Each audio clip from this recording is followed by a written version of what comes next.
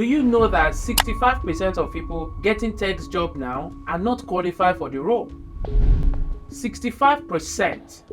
Yes, that's a lot of underqualified people being employed. But this will shock you even more. Many professionals, especially in tech, felt exactly the same way when they started. Call it imposter syndrome or whatever. But the truth is that feeling out of place is more common than you think. Even more so when you are underqualified on paper. My name is Tolulope Michael, entrepreneur, cybersecurity expert, and career coach at Excel Mind Cyber. In this video, you'll be getting a breakdown of exactly what you need to do if you find yourself underqualified for the role that you want. We'll look at a step-by-step approach you can use to craft a plan that gives you confidence, keeps you motivated, and most importantly, helps you stand out in a competitive field, even if you don't check all the traditional boxes. Are you ready for this? Let's get started. So feeling underqualified for a job you really want has to be one of the toughest things any professional has to deal with in their careers, isn't it? Now, there's this sense of doubt that just settles over you once you see a job role you really like, but it comes attached with requirements you don't meet. The great news is you don't need to check every box to hit send on that application. In fact, your other skills, the same ones you are downplaying, may just be what a hiring manager is looking for. Now, sure, there are certain roles where specific experience and qualifications are non-negotiable, like in engineering, law, or the medical field.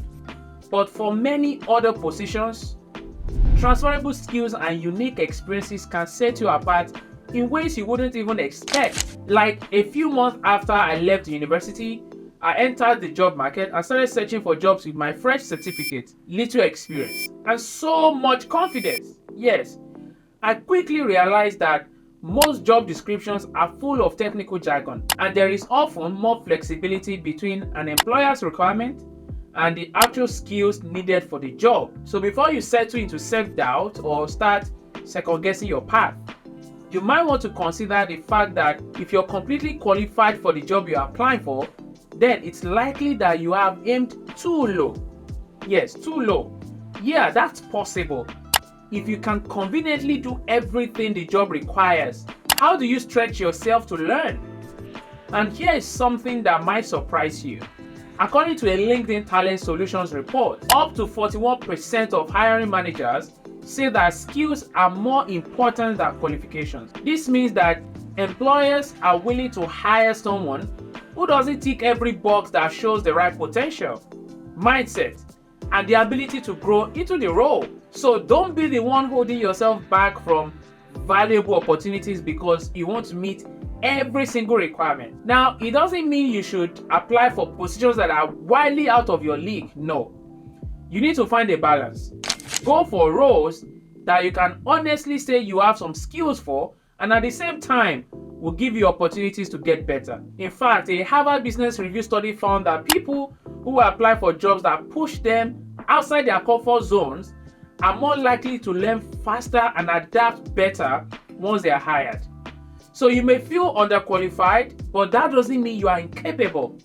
Now, talking about capabilities, let's look at that step-by-step approach to this whole process I mentioned earlier. The first thing you need to do is define your superpower. When you feel underqualified for a job, there are several things you can actually do to counteract those feelings. You want to start with a self-assessment that gives you time to consider your unique skills, experience, and career accomplishment to make sure that you're not underestimating your capabilities. Truth is, everyone has a superpower.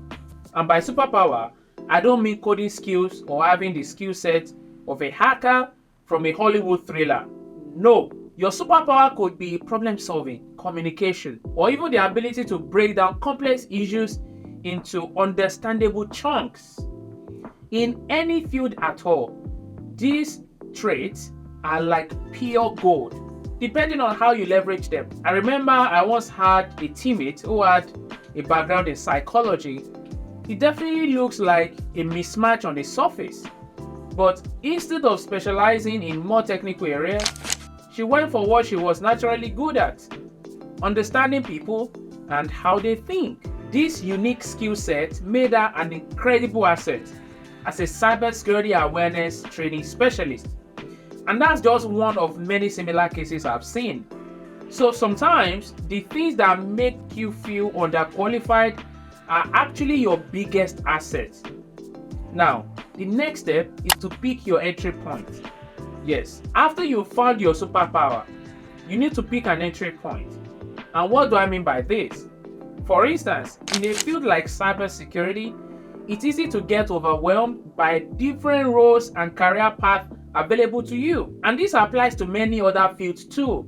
At this point, you need to pick an area that appeals to you first and foremost, and also a path you know you would have a sustained interest in for a long time. Think of this step as building the foundation of a house. If you don't choose the right spot, you will always be shifting around trying to find stability. The same way you would start from the foundation when building a house, right? Start by understanding the basics in a particular area, then you can build on that. But when we say start from the basics, it's not just because it makes growth easier for you. It's also a great way to boost your confidence and opens doors to more advanced roles over time. Now, the third thing you should do is focus on your strength, okay? See, the principle here is if you can't do it, don't include it in your CV. Trust me, it usually doesn't end well, and it saves you a lot of stories if your capability is ever called into question. So what should you do instead? That's a good question. Use your CV or your resume and your cover letter to highlight the skills and the experience you do have and how these make you perfect for the role you are applying for. For example, if the job requires working knowledge of a computer program you have never used before, highlight similar programs you do know and talk about how quickly you pick up new skills, value training, and that you're keen to learn. This doesn't mean you're defending what you have. You're simply letting prospective employers know how the skills you currently have can help them and how you intend to continue growing. So, in addition to making sure your resume is a proper representation of your capabilities, point number 4 is sending a portfolio. Many people think portfolios are only for designers or developers, but a portfolio can be just as powerful in many other fields. See, a good portfolio shows employers what you're capable of, and more importantly, that you're serious about the role, even if on paper you don't meet their requirements. Amazingly, reports show that 90% of hiring managers are even more likely to hire someone with a portfolio, even if the person lacks traditional qualifications. Why? Because your portfolio shows that what you say you can actually do, you have proof for it. Also, in this case, sending in a portfolio is that extra opportunity you have to tell the hiring manager that, hey, I can't do exactly what you're looking for, but I come pretty close. Why not see for yourself? And now to the final tip I'll be sharing with you in this video. Be prepared to put in extra effort. See, being underqualified is not an offense. It means that to stand a chance against those who appear more qualified than you, you need to go the extra mile. This might mean investing additional time in learning new skills, taking on challenging projects, or finding ways to showcase your dedication and adaptability. You have to show employers that even if your resume isn't filled with traditional experience, your work ethic, your passion, and commitment more than make up for it. So for example, if applying for a marketing role, you could put together a presentation outlining where the company stands in the current market in relation to competitors. Okay, the next thing you do is follow this up by pitching your ideas for future campaigns that could generate revenue and achieve competitive advantage. And you can do this for any job role in any industry. It's not specific to any industry, okay? I will let you in on a secret before we wrap it up. No employer, absolutely none, is willing to do without 3 sets of people. Number 1, the employee who goes above and beyond. Number 2, the one who saves money. Number 3, the one who makes them money. As someone who is looking to get hired, your aim is to prove beyond reasonable doubt that you are employee number 3 if given a chance. And trust me, you don't need to be the qualified candidate on paper to do that. So guys, I hope I'm leaving you today better than I met you. If this video gave you some value, please don't forget to like and subscribe to the channel. Till I see you again, keep winning. Bye for now.